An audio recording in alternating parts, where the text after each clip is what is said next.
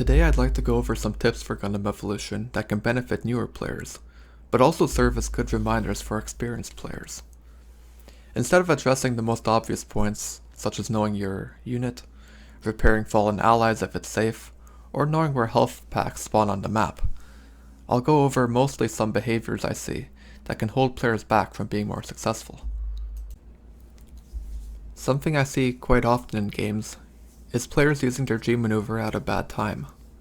G maneuvers are ultimate abilities that can change the momentum of a game. You only get to use it a few times, so you need to make them count. Since Gundam Evolution is an objective-based game, your use of G maneuvers should support your team taking or holding onto an objective, not just getting kills. Timing is important, and it's doubly true for G maneuvers that can wipe out entire teams, like those of Turn A or Melee Zaku. Consider the domination game mode, where teams hold points A, B, or C as they become active. You should not use your G maneuver if the current point has almost expired, or if the current point has just changed and is a respawn worth of time away from unlocking, or the current point is strongly controlled by the enemy team, while your team is not in a position to retake. All of this is assuming the enemy team is not about to win, obviously. In the first case, even if your G maneuver gets you control of the site, you will get very few points. In the second case, any enemies you kill will have enough time to respawn and go back to the site to retake it. And in the third case, your ultimate is unlikely to secure enough space or kills to allow your team to retake the point. It should be a pretty basic understanding, but you'll see it happen and maybe do it yourself somewhat often. Saving your G maneuver until a decisive moment in the game, such as a final enemy push to defuse a bomb when it's about to explode, can be the difference between getting a point or coming up just short. Finally, be careful about using your G maneuver if you're very low on hit points. If you die while in the animation of your G maneuver, it will get used up, but might not take effect, depending on the timing. Otherwise, dying while in a G maneuver that requires you to stay alive, such as Sazabi or Turn A, might not get full value out of it. If the situation is not so desperate that you must risk doing this, try to save it for your next respawn. Next up is tracking enemy G maneuvers. It's something I have not noticed many people, including some high-ranking streamers, do. Unlike with allies, we cannot see how close enemies are to getting their G maneuver. However, you can make decent guesses based on how long a round has been going for, how well enemies are performing, and how close your own teammates are towards their G maneuvers, if they're playing the same mobile suit as the enemy team. In hero shooters, the ultimate abilities that both teams have can substantially change how teams approach objectives, and the same is true in Gundam Evolution.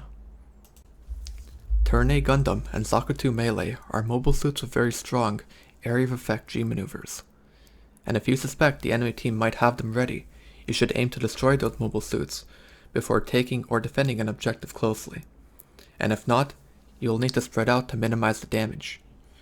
Advising your team that an enemy gun tank or RX-78 might have their G maneuver up can mentally prepare them to destroy the firebomb or core fighter before they explode. Tracking enemy G maneuvers will be part intuition and part science. I would expect this to become more common as Gundam Evolution matures. Someone familiar with the popular League of Legends game might know that skilled players nowadays will track all kinds of skills and objectives that were previously ignored in early years of the game. Tracking enemy G maneuvers is particularly helpful in organized play, where you can quickly communicate them to your team over voice chat. The next behavior I see is pushing out too far, but you could also call it over-chasing or just wandering away from your team. Momentum can shift very quickly in Gundam Evolution. Losing a couple of defenders at the same time against a coordinated team can result in not only a forward spawn point being taken, but also potentially losing an important space around the next objective. In general, a 1-for-1 exchange hurts the side farther away from the objective, which is typically the defensive side for the first capture point or bomb site, and for the attacking side on the second capture point or bomb site. It's great if you can get a pick onto an enemy, but your decision making after the fact is very important. If you go for a second pick without knowing where most of the enemy team is, you might run into more enemies and get taken out while they revive their fallen ally, and this would reverse the advantage you created. Make a conscious decision whether or not to group up with your team for the objective while you have a numbers advantage, instead of hunting for more picks, especially if you're low on hit points and waiting on some cooldowns. For example, if you're on the defensive side on Missile Base, you want to hold inside of the large building leading to the first point, and not outside of it. There are simply too many directions enemies can attack you from if you play outside. You want to force the enemy team to go through the choke, and even if you see a low hit point enemy just outside the building, you don't want to chase too far because they will certainly have allies there to revive them and trade you back. The next decision is, do you finish off a fallen, isolated enemy or not? A unique feature in Gundam Evolution is the ability to revive a teammate after they've been destroyed, within a certain amount of time. Enemies can also destroy fallen enemies by hitting them a bit more. So if you've just finished off an enemy, they fall into the ground and they're waiting for a revive. If the enemy is far away from their team, and realistically will not be revived, just leave them alone and find a new target, instead of wasting time and ammo destroying them fully. Gundam Evolution is a fast-paced game. There's almost always something to be doing. In a brawl with several players from both teams involved, your priority should be taking down enemies over destroying fallen ones. There are obviously exceptions to the statement. An enemy gun tank can revive allies extremely quickly, while a gym sniper or Mephis can remotely revive allies, but the latter two are high priority targets who should be taken out regardless.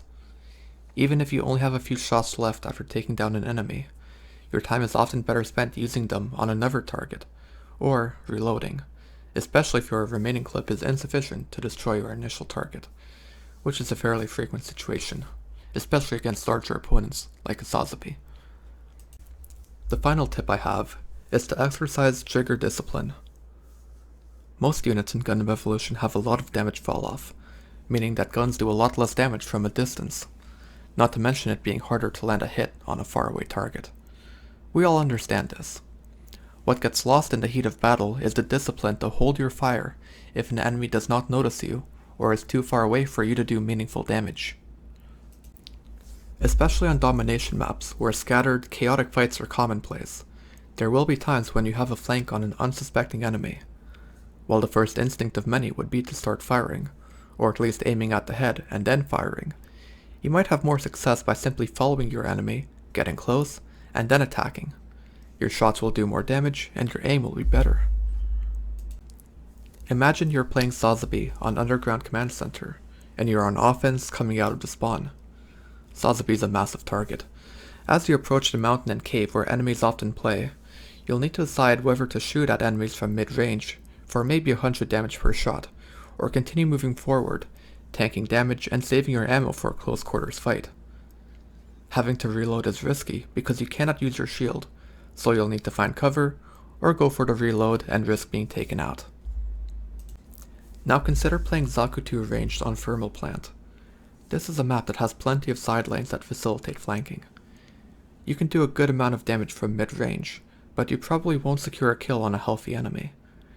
If an enemy does not notice you, get close behind them and fire at their head from point-blank range. Having trigger discipline can also put you in positions to attack vulnerable targets, such as snipers or healers, by allowing more difficult targets by, and attacking the ones behind. Keep in mind that using boost will make noise that could tip off enemies to your location. Skilled players will listen for movement, but anyone can get distracted when they're concentrating on strategy, or allies are spamming callouts, or they assume that the boost noise is from a nearby teammate.